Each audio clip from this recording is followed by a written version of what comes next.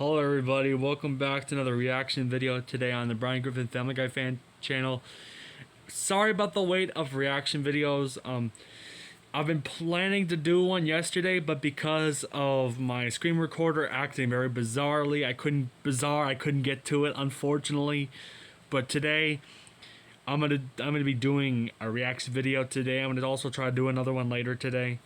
Also, I'm going to try doing a commentary video, get back on the roll of doing these videos, so if I'm not lazy. So, today we're going to be reacting to a Most Amazing Top 10 video. So, okay, now if you don't know about their videos are very creepy, and some of them are scary. I don't know why I keep doing this to myself. Like, why do I watch these scary videos, like these ghost videos, these scary videos? Like, why? Why? They're so intriguing to watch, though. The video is called Top 10 Evil Top 10 Evil Scientists Who Performed Human Experiments. Oh, Jesus Christ. This is not going to be good. Oh, no. I'm not looking forward to this at all, man. I'm quite nervous. I don't want to watch this, but I'm going to watch it anyways. Let's go.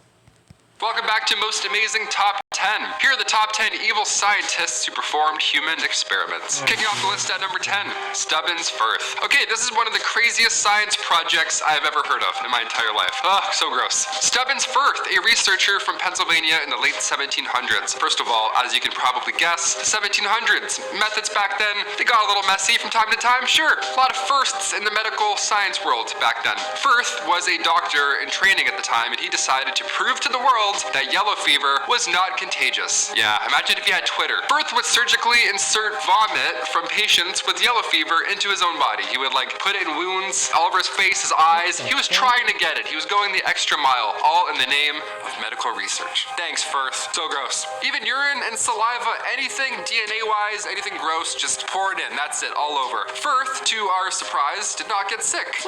Yeah, he was proud of that one too. He told everybody this new revelation. We look back now, though, and realize Firth just sampled late-stage patients this entire time. So they were further along, much further than the contagious period. Yeah, no one really knew. So basically, he volunteered to dump all over his Yeah, history is so gross. Science as well. Gets nasty. Number 9, Robert Liston. The fuck is wrong with people? What the frick? That is disgusting. Absolutely disgusting. Yeah, vomiting people's vomit into you? And then dumping vomit on people? Oh, that's just sickening. Oh my god, let's move on. In the early 19th century, crowds would gather. They would gather to watch Dr. Robert Liston work. Yeah, he was known as the fastest knife in the West. I know, how many red flags can you find already in this one? A crowd? A fast surgery? What? What's going on? This was a time before anesthesia had been developed, so you wanted things, pun intended. He would have you amputated and sutured in 3 minutes or less. Oh. Nice. 1 in 10 would pass away, but this was a time where those were good odds, until it wasn't. Robert attempted to beat any record previously held that during a surgery, he accidentally cut off his assistant's fingers by accident, as well as the, patient's leg. But wait, it gets worse. Yeah, when he was swinging away, he also accidentally hit somebody else watching. Remember how I said crowds would gather, the old surgery crowd? Yeah, this is why you don't stand close. It's kind of like crump battles, you can't get too close. Disaster's waiting in there. You don't want to get smoked with a timberland. I'm glad surgeons are taking their time now. I'm also glad no surgeons are trying new experiments at a record time. That's also nice too. Number 8, the monster study. Speech pathologists, I have admiration for your profession. You all are amazing. You're literally miracle workers. Back in 1939, speech pathologists at the University of Iowa were determined to crack the secret behind stuttering. Yeah, they believed that it all began with young adults and their fear of public speaking. So these researchers decided to just intimidate people and try and induce stuttering. No, don't do, why? They got patients who were showing signs of stuttering and they verbally attacked them. They kept telling them that they shouldn't speak unless they're sure they can do so properly on the first shot. I'd be like, no, get lost. That's confident, no. The experiment did not induce stuttering, it just induced anxiety and aggression and anger and confusion. 3 of these patients later sued Iowa and the university for $925,000. Number 7, Jose Delgado. Okay, we're talking mind control now, so I'll give you a moment to put on your tinfoil hat. In the early 1900s, Jose Delgado graduated from the University of Madrid. He even lands a professorship at Yale University. Guy's killing it, but his mind was focused on others' minds. He was committed to mind control. His go-to method was these implants, like electrode implants with wires. He first used it with primates, as you could have guessed, horrible classic. He would use a remote control to make them do certain moves, even moving on to mind controlling a bull. Yeah, he got in the ring with said mind-controlled bull, but then oddly enough, the bull was calm. Weird. Almost like there's an implant in his brain and he's confused and doesn't want anything to do with that. Huh. How did he do it? Genius. Reports say that he stopped the bull last second before it charged at him. I say there's a thing in his head and he wasn't sure what was up. That's my vote. Poor thing. And then next, as you could have guessed, came the people. 25 people were tested with this mind control device by electronically controlling the brain. He believes armies could be controlled down the road. And until his death in 2011, he was upset. Yeah, he was upset he wasn't cited as often in terms of mind control projects. Don't just watch all the NBA playoff action. Be a part of FanDuel Sportsbook, now live in Canada. He wasn't cited as often in terms of mind control projects in recent studies. Like a guy who mind control animals in the 1900s. Yeah, we're trying not to do that anymore. Maybe. Thanks. Number 6, Ilya Ivanov. In the late 1800s, another old weird experiment with animals was underway. Here we go. Soviet biologists, they actually got permission from the country to breed hybrid ape humans. Yeah. What did you get up to last summer? Oh, let me tell you, my friends. Horrible. Who does this? This is crazy. Who thinks of this? They grafted an ovary into a chimp and the goal was to fertilize Nora, the chimp, with human DNA. Nightmare. So they inseminated a group of chimps. None of them got pregnant, obviously, so instead they tried to flip the project around. This time they had a human inseminated with the DNA of chimps. The volunteer number was obviously low. Luckily, nothing actually happened. This would have been an absolute train wreck. Before the project went underway, he was sent to Kazakhstan, and he thankfully didn't go up to any more science projects at that point. No mixed in DNAs, nothing's going around. We're good. We dodged that bullet, but we got close. Number 5, William Buckland. Late 1700s, contemporary of Charles Darwin himself. Yeah, William Buckland, historically, he made some Jurassic waves. He was the first man to write a description of a fossilized dinosaur. He's into weird stuff, I guess. He's unfortunately also known for weird stuff more than, the dino discovery stuff. William Buckland would eat some strange dishes, all in the name of, science and discovering new things with DNA. They were bored, I guess. He roasted hedgehogs, ostriches, panthers, bats. He ate everything. Like, I get it, it was the late 1700s, but eating these animals as often as he did, plus his brain. Wait a minute. Is bats filled with rabies? Oh my goodness. People were even stupid back in the late 1700s. Jeez. Now we gotta ask some questions. What's going on? What's the end game here, my guy? One of the most bizarre things that he studied up close and personal was the heart of King Louis XIV. Yeah, the way these scientists would handle tasks like old school testing, not ideal. Actually quite gross. Number 4, Francis Crick.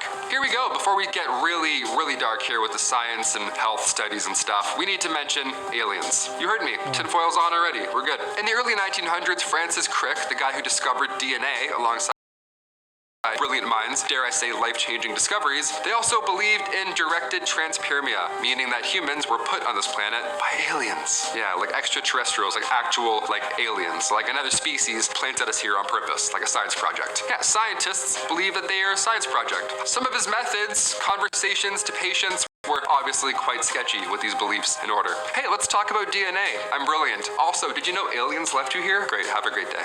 Here's your bill. It's a lot of money. It's really old. Number 3, John Bodkin Adams. He was once a general practitioner in the British community in Essex, and most of his patients were, unfortunately, elderly. And he treated said elderly patients with care. Now, there's obviously more. It gets dark. From 1946 to 1956, John had around 160 patients that all suspiciously died, and out of those 160, 132 of them just happened to leave valuables over for him. Yeah, he ended up dying a very rich man. What are the odds? Must have been some great care he was providing, eh? Not fishy at all. Of course, the wills were later found out to be fraudulent because, well, as per this list, it was the worst of the worst. And the worst part of all this, John was acquitted after everything. Yeah, his trial established that the doctrine of double effect, which is where a doctor giving treatment with the aim of relieving pain, may lawfully, as an unintentional result, shorten their life. So they're like, oh, it sometimes happens, so we can't punish him. Yeah, no, look at the numbers here. So out of the dozens of cases that ended horribly horribly, Adams was only charged for 2. And he wasn't even convicted of their deaths even. He was just guilty of forging prescriptions and falsifying medical forms. He even reopened his practice. Yeah, although he was fined. He was fined only 2,000 pounds. The general public knew he had taken the lives of at least 8 people, so he didn't do much after that. But like I said, he ended up passing away rich at the age of 84. Number 2, Morris Bulber. He was once part of the Philadelphia poison ring, which, yep, already you're like, oh, number 2, we're already here. Here we go. Yeah, that was a real thing. How horrible does that sound? The Philadelphia poison ring. Okay, it was led by these 2 Italian cousins. It was led by Paul and Herman Petrillo. This was back in the 1930s. And these 2 brothers, these 2 bros, they were perfect for each other in a horrible, dark, disgusting way. Harold was the arson who knew how to make counterfeit money, and Paul ran an insurance scam out of the back of his tailor business. So already this awful duo exists, and then in comes Morris Bulber, this Jewish-Russian immigrant who believed in something called La Futura, this magical practice that Italians from South Philadelphia believed in at the time. So bad, and then in comes crazy science, medical magic, just to make it better.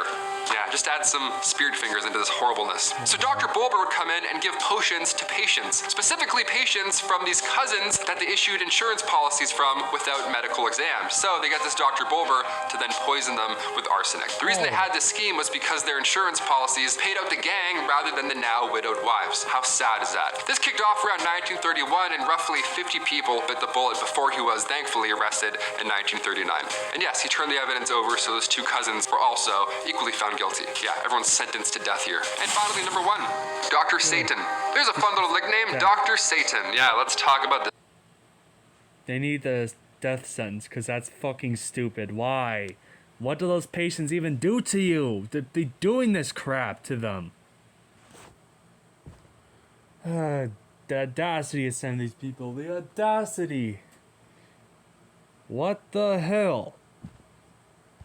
Guy. Marcel Petiot. It all started when he was young, as most of these do. He would get expelled from school, he had trouble with other students, and his first crime, his first adult crime, was mail fraud. Reminder, this was the early 1900s. Marcel was actually found to be mentally unfit to stand on trial after he was arrested. That's the order that things happen in. The army later discharged him after he was caught stealing blankets, and come 1921 he decided to get a degree. Yeah, he began practicing in France, and at the same time in 1926 he became the mayor. Yeah, we have a medical doctor and mayor all at the same time in the early 1900s. This sounds like a Tim Burton movie already. I'm already nervous. The guy loses his spot as a mayor because he stole power from the city. Yeah, he stole power from the city, like a real villain, right? And in 1933 his crimes became historically horrible. YouTube doesn't like us talking about Hitler and the Yazis, but we'll rhyme them, you know, we'll rhyme the algorithm. This is history, we gotta talk about it. Marcel would talk to Jewish residents while World War II was unfolding, and he would lie. He would say that he's gonna assist them by injecting them with what he said was medicine, but after they'd passed away, he would steal all their belongings and dispose of their bodies in the basement. It's horrible. It's perhaps one of the worst things I've ever heard of. Come 1943, he was thankfully arrested, and after the liberation of Paris, he was found guilty for killing over 60 people. And in 1946, he finally met his fate via the guillotine. Those are the top 10 evil scientists who performed human experiments. If you want a part 2, believe it or not, we can find 10 more. Humans suck. You don't. Thanks for watching. I'm Taylor McWaters. See you next time. 60 people? I could see why that one was number 1. God damn it, these people.